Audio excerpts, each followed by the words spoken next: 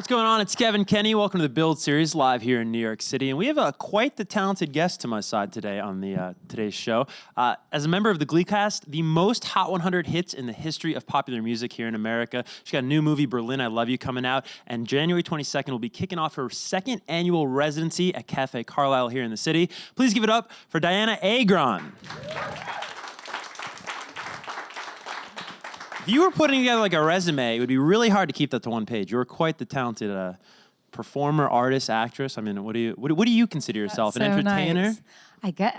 I mean, I grew up watching musicals, so I started dancing when I was 3, and then I fell in love with old musicals and started doing musical theater, etc. So when I moved to LA, I said to my agent, I said, "Oh, I'm really excited to start auditioning for musicals." And they were like, "What year do you think this is?" It's like 2005 or whatever it is. We're not celebrating musicals. So it's just kind of funny that my first big job was Glee and it was a musical, and you know, that there's the appetite for it. You know, you've seen in the last years with La La Land and A Star Is Born and all of these films now they're making Cats. It's exciting for me because that's what I grew up loving so much. You were both late and ahead of the game. You know? Yeah, exactly. It was meant to be. But I understand dance was really your first love. You were a very little girl and you came home one day and you said to your mom, I want to do ballet. Is that right? Yeah. I was very kind of self-aware at a young age. I just knew what I loved, and luckily I had the parents that supported that. So it's been my whole life, and I'm so thankful for it. What was that first? Was it a movie? Was it a song that I don't know. It was something at school that happened. Maybe it was a book, or I really don't know. Really? But it always seemed so magical to me. And then I really fell in love with all those old films. You know, American in Paris and Singing in the Rain and Funny Face, and it was just everything that I wanted, that magic, you know?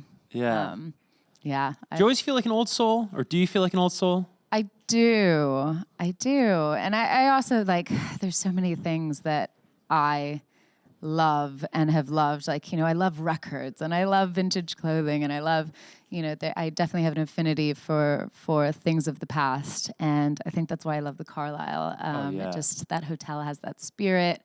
The walls talk to you if you know, you can imagine all the things that happen there and the things that still do happen there. I've had very funny experiences there, some that are PC to talk about and some that you should just keep to yourself. But there's something about the hotel, it's like, again, like the history of it, of course, and the design, like that, you know, Art Deco building, but the fact that, like, people really do like trust everybody, and that, you know, there's people that live there for many, many years. There's people that are in from out of town. There's people that are locals that love to go there and have a drink at the bar and see the shows. So there's just like great kind of fun community that's there. Yeah. And there's something in the drinks. I swear they're not, a martini there is not a normal martini. So yeah. It's one of a kind. Were you a fan of the location, the venue, before you did your residency last year? I was, definitely. And that's why I wanted to, you know, it was really a goal.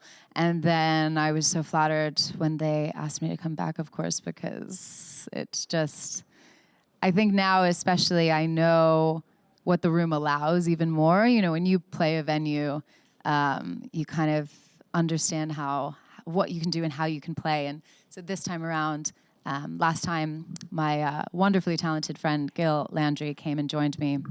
So it's, you know, a much more stripped back set, just, you know, him and I singing and the guitar. And now we have a full band. We have, you know, violins and a piano and horns. We kind of discovered halfway through, I think it was, one of the last performances last time, had this remarkable friend who's an incredible trombonist. And we buried him at the bar. So we were playing House of the Rising Sun. Halfway through the song, he starts da-da-da-da, you know, that bit at the back, and everyone was, you know, turning around, where's it coming from? He kind of like dramatically walked to the front and had his day, and I was like, that's the kind of stuff I want to be doing this time around. You know, just like bigger and more playful. You can definitely sing much more playful songs with a bigger band as well. Oh, of course, yeah. Because you have things to build upon. It just opens it up in so many ways. And last year you did something really cool where I believe, if I'm not mistaken, you were singing predominantly songs by male artists from about the 50s or 60s. Is that the right time period? 60s, 70s. 60s, 70s, okay. Yeah. Do you approach that any differently than you would a reimagining of a song by a female artist? Not really. I mean, the key changes sometimes, because, well, I do have a very low voice. And so it lends itself to, I like singing lower. I mean, in my, kind of my preference is to sing much lower than I ever sang on Glee, although that's fun too. It's just harder. It's a higher register. But that was very fun to be able to sing those songs.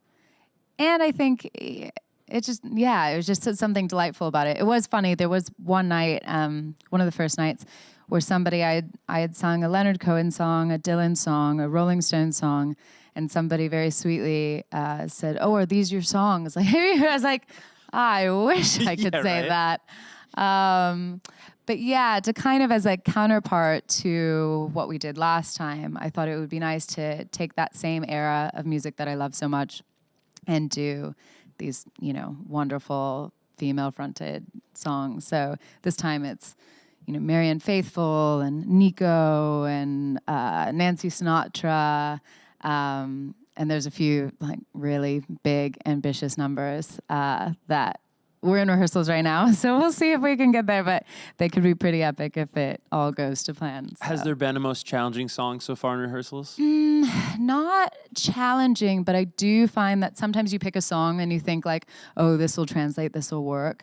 And then once you get the musicians in the room and you kind of hear how it's sounding and the pace and everything, it doesn't feel that it's going to work as well. And I kind of feel that you should go with your gut and not overwork something thinking that it, has to be. Because sometimes, there's a song that the production on the record is incredible, and you realize how many instruments have been doubled and how many, so if it doesn't have the right sound and it can't be stripped back in the right way, I think you just move on and think, okay, next one, yeah. Doing both these residencies, both singing from the male perspective or the songs by male artists, and then now this year with the female artists of this era, you must have such an appreciation for the 60s and 70s. Yeah. What would you say is your favorite aspect about music from that era? Well, I mean, the love started when I was itty bitty. There was always music playing in my house, always, always, always. I find it very strange when I go over to somebody's house and there's not music playing. I'm like, can hear everything in this house. You're like a stair creaks. You're like, who is it? So that's where it started. And then when you listen to the arrangements, they're very complex, much more complex than a lot of arrangements in music are today, especially, pop music and all of that stuff. So huge appreciation for that.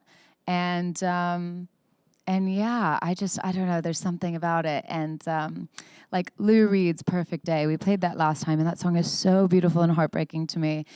And I was looking at the set list from last time and this time, and I was like, I have to put that song in, especially the strings and the piano that we didn't have last time, and what that can do and how.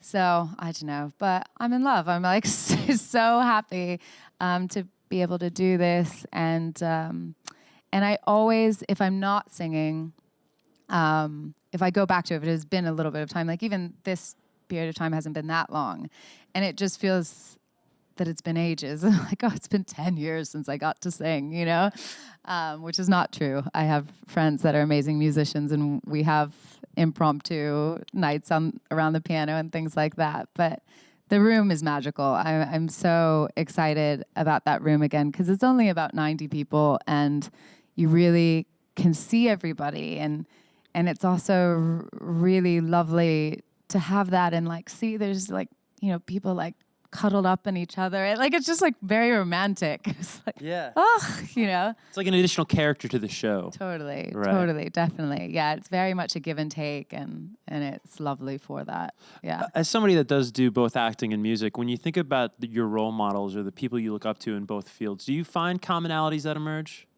Definitely. And it's fun to see which way it goes, where it starts. Somebody like Tom Waits is one of my heroes. and he's an incredible actor. And you're like, you would be, you know?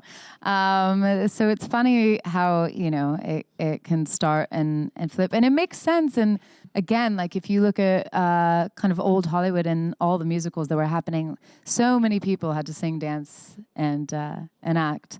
Yeah. And I think that it's never surprising me that you'll hear an actor be like, oh, but in another life I'd be a rock star, and then like find their way to like work that into, you know, their skill set or in a movie or things like that. I mean, there's so many amazing actors that are incredible singers. Right. And vice versa. Yeah. So it's fun. I mean, I'm so thankful that I'm allowed to do both. You know? It's funny you bring up Tom Waits, just like somebody like that, an artist who is such an immersive storyteller. You wonder what they would be like, you know, other artists like that as actors, like a Bruce Springsteen. Like, what would he have been like as an actor, you know, what have you? Yeah. But well, I mean, I unfortunately didn't see his show, but I just heard it was amazing, his show on Broadway. oh yeah, incredible. And just his storytelling. Yeah, I know. Maybe you should send him a little note. Yeah. But next, we'd like to see you in a film, please. little suggestion, Yeah. for sure. Something I wanted to ask you about is that for someone that, you know, you broke on Glee, I think you were 22 years old. You're in your early 20s, I should say. But for someone that broke pretty young in the world of Hollywood, you did have a reasonably normal upbringing. You got to go to middle school with your friends, high school with your friends. How much do you think that foundation helped you navigate the world of Hollywood once you went there? Immensely. I do think, I mean, even I will say, having that kind of spotlight on you at an early age, kind of really still coming of age publicly in those years, those early 20s is difficult, super difficult, you know? You're trying to figure things out on your own, and it's very public. It's much more public now. Year by year, everything is more public, you know? But I do love the fact that I had a fairly normal childhood. There were still things in my childhood that were completely atypical. I lived in a hotel for 10 years. Right at home. Yeah, that is honestly why I'm so comfortable in hotels, and it is because that was such a big part of my childhood. I was born in Savannah. I lived there for 2 years, and I was living in a hotel then. Obviously don't remember that, but I have a ton of the books. What is it called? The Girl That Lived at the Plaza. Eloise. I have so many copies of Eloise that were given to me as a child and dedicated by the person that gave them to me. And then when I was 8 and moved to San Francisco, we were living in a hotel again until I was about 16, 17. And so, you know, obviously at school, and then I would go to ballet class, and that would all be normal. But then I'd come home and, you know, almost anything could be happening. There could be a dance convention, an AA convention, a president in town. Like I remember one time I couldn't go to school on time because we couldn't leave. They didn't know which exit the president of the Philippines was going to exit from. And so they'd stop my mom and stop my brother and I. And they're like, I'm so sorry, you can't leave. My mom was like, I've got to get my kids to school. Be late for homeroom. Yeah, we're not a threat. Yeah. Let us through. So stuff like that was really fun and cool, and like living in that kind of fishbowl environment was really interesting. And I think that also triggered my curiosity about the world and people and storytelling, because you saw so much unfolding in front of your eyes right there at home. And I think it also explains why I love living in London and love living in New York so much, because in LA, you're removed from that process in many ways. You're in your car, and then you get out, and then you see people, and then or you see people in the car next to you. But I really, from a young age, decided that that's what I loved, and that's what I find so interesting. So, yeah. But I have to say, like, anytime I'm in a hotel, I feel oddly very comfortable, and I can oftentimes think like, oh, well, that door leads to like this part of the kitchen or this, it's so like fun. You kind of know the ins and outs of how things work there in an odd way. Yeah. Just an interesting aspect of your journey. You touched on it there in terms of each and every year. I mean, to this day, everything's becoming more public. But if you think about your show, you were on one of the most popular shows on network television, really during those formative years of social media, where as the show got bigger, things like Instagram were launching and Facebook was becoming bigger and Twitter was becoming bigger. Did you feel that as a young person in the public eye? Was that a tangible thing? You felt social media becoming more a part of your life as a celebrity? Definitely. I mean, we were very much encouraged to use it, and it always felt funny to me And I also was much more, like, there wasn't a lot of thinking, thought being put to it. I was like, oh, here's a picture of this. Here's a CD I'm listening to, or CD. I don't think I was listening to CDs in whatever that year was. Yeah, it was very arts based. It was always, this is a movie I enjoy. This is a band I love. And so that made it easier. But then now as it develops and develops and develops, and there's all these platforms, like, I mean, it's a skill set that I certainly don't have. I can do it at my kind of base level, comfort level, but some people are much better. Oh yeah. Do you ever feel like you didn't sign up for this? Like, I grew up wanting to be an actress. I didn't want or a singer. I didn't really want to be like this social media person. Well, I think you control it as much as you want. There's been times where people have said to me, like, you should really post more. And I'm like, well, I can't. Yeah. You got a show to prep for. Yeah. For stuff like this, of course. And I like looking at other people's pages, but yeah, it sometimes still seems so odd. Yeah. It's funny. No. Yeah. One of the cooler things that I read about you is that when you went out to LA for the first time, they were sending you out on a lot of music video auditions early on. Yeah. Are these were they high profile music videos? Were there any artists that you remember? They were. It was like Eminem and Shania Twain, all these, because basically, which is hard to fathom after what we've just talked about, but when the internet was still becoming the all-knowing, all-seeing being that it is now, it was really hard to understand how to get an agent in LA. You didn't really know who they were and how to reach them, but there was a dance audition for this dance agency that I'd kind of read enough about to be like, oh, this is a very credible dance agency. So I moved down to LA. On the same day that I moved, I don't know why, I didn't think I needed to be down there. I think it was one of my best friend's birthdays the day before. So I was like, oh, I'll just drive down and go to this dance audition. I don't know why I was so much more fearless than sometimes I am today. And I went and I got a dance agent. And so again, I was like, well, I'm just waiting for the musicals. And they were like, what? And so they'd send me on these music video auditions, and I would kind of cherry pick. I was like, feels like I shouldn't go to all of these. Also, especially when it's some of the character descriptions, you're like, no. It's I don't even want to say. But then some I would go on, because also too, I was like, this is a great auditioning experience and a great workout. I get to go have a free dance class. But I was always really hesitant to do one, because I thought that maybe people get confused and who is she? And I'm like, I'm certainly I don't know if I can do it all. Yeah. But soon after that's when the acting stuff was picking up, and they helped me get a dance agent and all those things. I did do one music video because I was money was getting tight, and I was like, okay, I'm going to do this. And it was this Robin Thicke music video for Love You Girl. Okay. So that song Love You Girl, Wanna Love You Girl. And we're all dancing, whatever. And halfway through, Pharrell comes in. And he's like, I love this song. I want to do this song with you. And they shut down production. And which was so funny, because I was like, what is happening here? And that's when I really thought, I was like, see, I'm not supposed to do music videos. Right. Cut to, I've done 2 since. But I don't know why I was so afraid. I was like, then they're going to be confused. And I've really got to sell my story I am here to act. Yeah. Or I'm here for a musical that you won't give me. It all worked out at the end of the day. Yeah. You said in a past interview that failure to you is devastating. Have you found that? Did I say that? Yeah. Wow. You're very honest in these interviews. I've had to change that outlook, because. Well, I wanted to ask you, have you found that to be more of something that has pushed you forward and become fearless, or has it at times been paralyzing as an actress and a singer? Yeah, I think it can be both. I think that until things haven't gone your way, that's something you felt very sure about, and you've experienced that and learned how to move forward from that, I think it's a very important thing for an actor and a person, for everybody. changing the lens and kind of refreshing.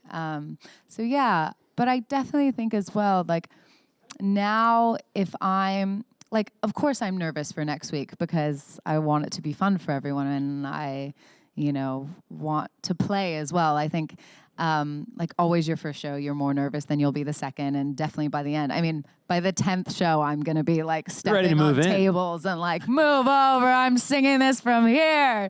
Maybe, I don't know. But I think like that fear is it's so healthy for you. So I love it and it terrifies me and it's important and yeah. Healthy relationship with that Definitely. Devastating fear of failure. Yeah. But even like failure, like what is failure? Right. I mean, you're your hardest critic. Totally. So there's that. Right. I do want to talk before we turn it over to the audience. Yeah. You got a movie coming out in a couple of months. I do, yeah. Berlin, I Love You. Yeah. Luke Wilson also stars in it. This sounds like an interesting format, though. Is it a 10-part? Yeah, so there's 10 different segments. And if you've seen Paris Je t'aime or New York, I Love You, they're about 10 10-minute segments. Each has a different writer, different director, different actors. And so I had directed this short fashion film with Margaret Qualley, who was in Novitiate with me. It was the year before we filmed that movie. And so they had asked me to act in one of them, and I said, but I'd really love to direct one of them. And so I ended up acting and directing in one of them, and it's with Luke. And I don't know, Luke Wilson is like as dreamy as you think he's going to be. He's so funny, he's so damn charming and like wonderful. And I guess I was a bit nervous to do that because you just think, well, this is my peer. I mean, he's done so many more wonderful, and he's been around a while, and he's my peer, and I don't want to let him down, Right. And it was just a really joyful experience. And Berlin is a place that I love so much. I've spent a lot of time there, specifically in the recent years. And yeah, so that was really fun. And I imagine, I've seen a couple of the segments. I haven't seen the whole film, but that's really nice because, usually going into a film, especially if you're in a lot of it, you aren't as surprised going to the theater to see it. And so this is kind of nice because there's 10 different directors for all these things with all these different actors and writers. And even though I've read some of the pieces going into it, not all of them, it'll be really nice to see the final film and see what everybody brought to the table. Yeah, definitely. Have we ever released it on that? I think it's February 8th. All right. Yeah, I think it's very close. Cool, so that's coming up. You got a busy couple months here. It's exciting. It is. Yeah. Let's get to a Twitter question. Speaking of all that social media before. This comes from @Abby Dressler, who wants to know, what was your favorite song to sing on Glee? I mean, I loved the Rocky Horror Picture Show episode. That was just a dream. So Time Warp was like, I love the theatricality of it. I'm dying to do another big musical or something wild. It was like, let me in for something that's like big costume and big set pieces and all of those things. But that was really wonderful. So that was probably my favorite. Do you remember a moment early on in that show where you realized like, oh, I know what I'm dealing with. Like, this is a massive hit.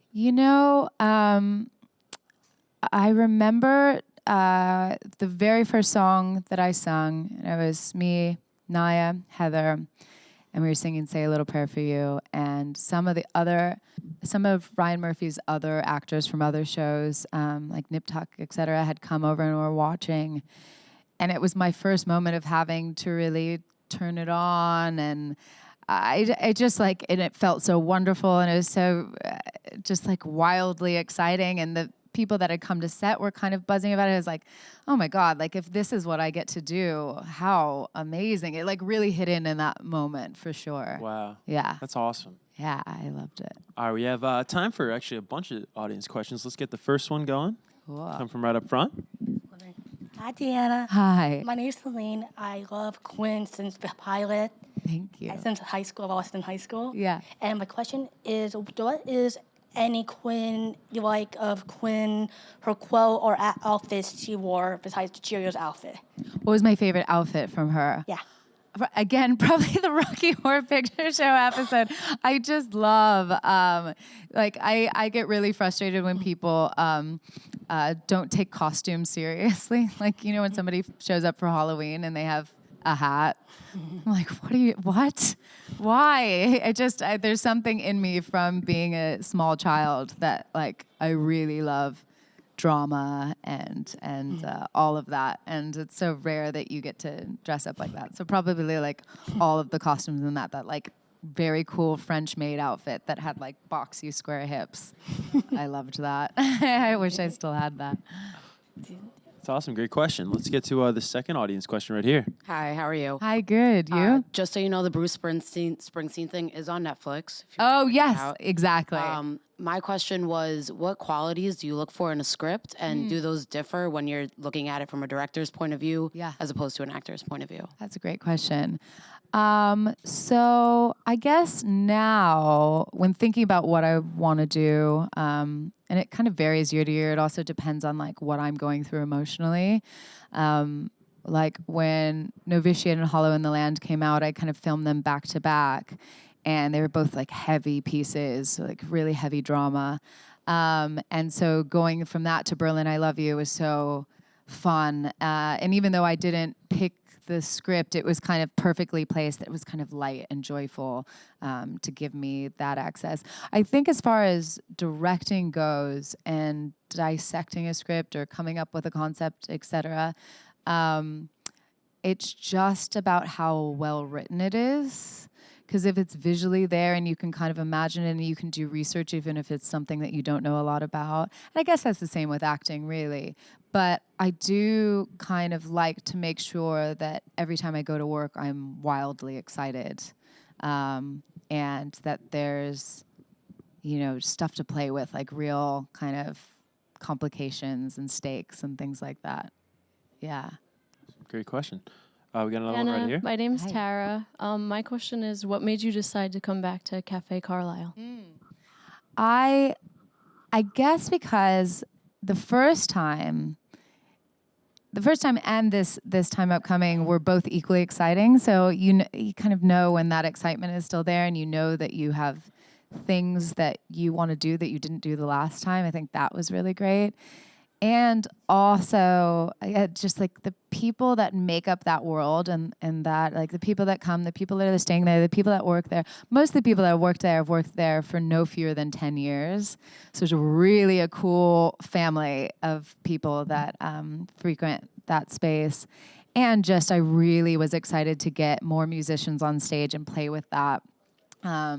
These songs are so magical to me. So to try to bring them alive even more fully was very exciting to me. Yeah. Got time for one more fan question? I'll come from over here. You mentioned one of my favorite shows, Nip Tuck. What's it like working for Ryan Murphy? Because he's done so many different kinds of things and discovered so much incredible talent. Yeah, I know. He's one of those people that there's few and far between that can achieve what he's done. I saw that he just got his star on the Walk of Fame. You call it the Walk of Fame? I think so. And he's so deserving. I mean, just the worlds that he creates and the people that he works with. It's so unbelievable, the amount of diversity in his TV and his films and the subject matters that he covers. He's really one of a kind. Yeah. Thank you. Yeah. Thanks for your question. Well, Dianna, thank you so much for stopping by. I did want to, before we go, where can we buy tickets to this? So I believe it's TicketWeb. Somebody's nodding in the back. Matt's nodding. I was going to say, check. Yeah. Ticketweb.com? Yes. We can probably Google this, right? Yes. Very, very cool. I think so, yes. And this is really coming up, January 22nd. Yeah, in New York next City. Tuesday, a week today. It's going to be some show, some residency. Thank you so much again, guys. Thanks Dianna, for one more having time. me. Thank you so much.